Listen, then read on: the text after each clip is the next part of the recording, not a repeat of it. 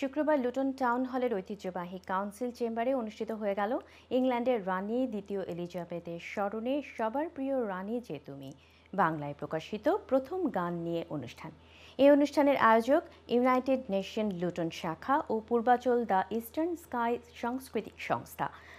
অনুষ্ঠানের মুখ্য আহ্বায়ক ছিলেন রানীর দেওয়া ওবিই ডিএল সম্মানে ভূষিত ইংল্যান্ডের খ্যাতনামা ব্যক্তিত্ব ডক্টর নাজিয়া খানম। রানীকে নিয়ে এই ঐতিহাসিক গানের গীতিকার হলেন নাট্য ব্যক্তিত্ব ও অধ্যাপক ডক্টর আনোয়ারুল হক। গানটি নিজের সুরে গেয়েছেন কলকাতার সঙ্গীত শিল্পী সৌমেন অধিকারী। What is important about this song is that it is, I believe, probably the first time that a song that has been written. We revealed a song by an artist, an Indian artist, who worked in collaboration with a Bengali writer. উনি যখন চলে গেলেন তখন তো খুবই কষ্ট লেগেছিল।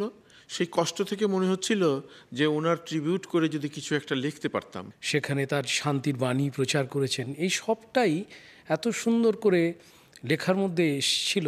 It's really warming to see that other cultures and communities are recognizing that work, engaging. It brings together the heritage of the United Kingdom and the heritage of Bengal in a way that is quite unique.